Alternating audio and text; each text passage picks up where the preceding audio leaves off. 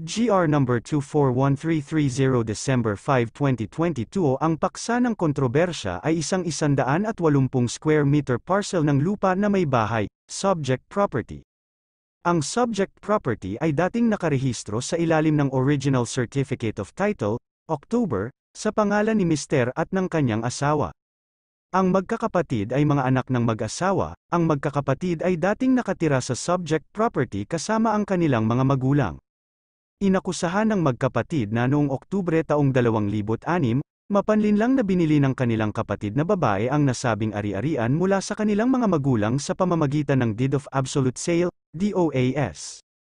Noong ika-9 ng Nobyembre taong 2006, ipinarehistro ng kapatid na babaeng nakabili ang transaksyon sa Register of Deeds, at nagkaroon ng bagong Transfer Certificate of Title, TCT, sa kanyang pangalan. Noong ika-24 ng Pebrero taong 2010, ipinagbili ito ni ate sa ibang mag-asawa. Noong ika-14 ng Abril taong 2010, ipinarehistro ng mag-asawa ang subject property sa kanilang mga pangalan. Pagkatapos, pinaalis ng mag-asawa ang iba pang mga kapatid sa subject property ngunit tumanggi ang mga ito na lisanin ang lugar kung kaya noong ika-14 ng Hunyo taong 2012, nagsampa ng reklamo para sa annulment of titles, reconveyance at damages ang magkakapatid laban sa mag-asawa. Iginiit ng magkakapatid na peke ang DOAS sa pagitan ng kanilang ate at ng kanilang mga magulang dahil sa petsa kung saan ito nanotaryo, ika-26 ng Oktubre taong 2006, ang kanilang ina ay namatay na. Ang ina ay namatay noong ika-3 ng Marso taong 2006, sinabi rin nila na ang kanilang ama ay paralisado mula sa isang stroke at malapit ng mamatay.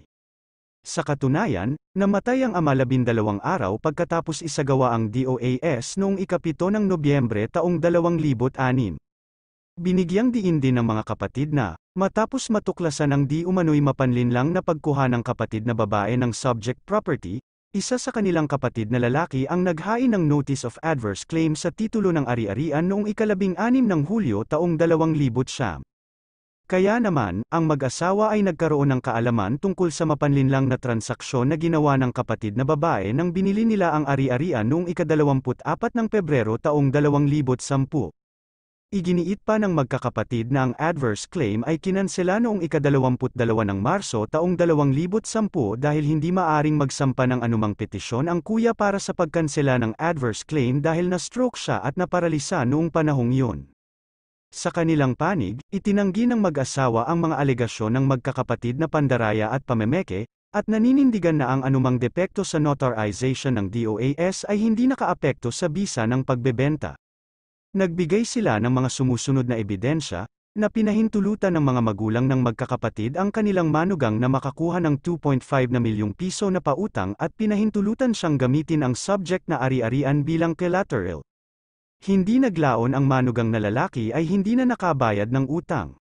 Ito ang nagudyok sa mga magulang na hilingin na bayaran ng kapatid na babae ang mga natitirang amortisasyon. Sinunod ng kapatid na babae ang kahilingan at binayaran ang utang, kaya nga ang kanyang mga magulang at mga kapatid ay lubos na nagpasalamat sa kanya sa pagpigil sa pagreremata ng kanilang tahanan. At dahil sa mga pagbabayad na ginawa ng kapatid na babae sa utang, ang mortgage ay kinansela. Iniharap ng mag-asawa sa ebidensya ang isang compact disc na may video ng mga kapatid na nagpapasalamat sa ate dahil sa pagkakatubos ng sangla.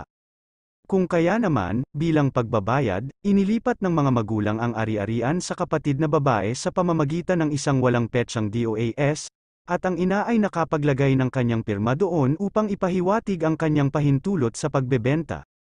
Ang pagsusuri sa nabanggit na bahagi sa itaas ay nagpapakita na ang DOAS ay napetsahan at nanotaryo noong ika-26 ng Oktubre taong 2006, dagdag pa. Inilagay na lamang ng kanilang ama ang kanyang marka ng hinlalaki bilang lagda sa kasulatan ng bentahan ng lupa sa kanilang ate. Dagdag pa, ang pirma ng ina ay lumalabas sa ibaba ng naturang thumb mark upang di umano'y magpakita ng pahintulot ng mag-asawa sa pagbebenta. Napag-alaman ng korte na ang DOAS ay walang bisa dahil sa mga sumusunod na dahilan. Una, hindi mapag-aalinlanganan na ang ina ng magkakapatid ay namatay noong ika-3 ng Marso taong 2006. Bilang ebidensya ay ang kanyang death certificate. Alinsunod dito, pumanaw na siya ng isagawa ang DOAS noong ika-26 ng Oktubre taong 2006. Imposibleng lagdaan ng ina ng magkakapatid ang DOAS noong ika-26 ng Oktubre taong 2006, na sinasabing petsa ng pagpapatupad nito. Maliwanag, walang legal na personalidad ang ina upang ilipat ang anumang karapatan sa ari-arian pagkatapos ng kanyang kamatayan dahil napagkasunduan na ang pagkamatay ng isang tao ay nagwawakas sa kontraktual na kapasidad. Kung isasaalang-alang ang kadudad ang paglabas ng pirma ng ina sa DOAS na isinagawa noong ika-26 ng Oktubre taong 2006, kainahinala rin na tunay na inilagay ng ama ang kanyang thumb mark sa nasabing DOAS. Hindi mapag-aalinlanganan na, sa petsa ng pagpapatupad ng DOAS, ika-26 ng Oktubre taong 2006, si tatay ay nakarete na. Pagkatapos noon, noong ika-7 ng Nobyembre taong 2006, namatay ang ama 12 araw lamang pagkatapos ng petsa ng bentahan ng lupa nito, parehong nakakaduda na ang thumb mark na natagpuan sa DOAS ay pag-aari ng kanilang ama o kung siya ay totoo na pumayag sa naturang transaksyon. Walang iniharap na patunay kung ang pahayag ay tunay na nagmula o naintindihan pa nga ng ama na malapit na sa kanyang kamatayan. Panghuli, ang video na ipinakita ng mag-asawa bilang ebidensya sa harap ng trial court ay hindi nagpakita na ang ina at ama ay sumang-ayon o nag-aalok na ibenta ang ari-arian sa kanilang anak na babae, at walang ibang ebidensya ang ipinakita upang ipahiwatig ang ganoong pangako. Kaya, dahil sa kakulangan ng iba pang sumusuportang ebidensya, ang hukumang ito ay hindi maaaring lumampas sa mga itinatakda sa DOAS upang tiyakin ang layunin ng mga partido. Alinsunod dito, mayroong malinaw at nakakumbinsi na ebidensya na ang mga pirma ng mag-asawa sa DOAS ay pawang mga pamemeke lamang.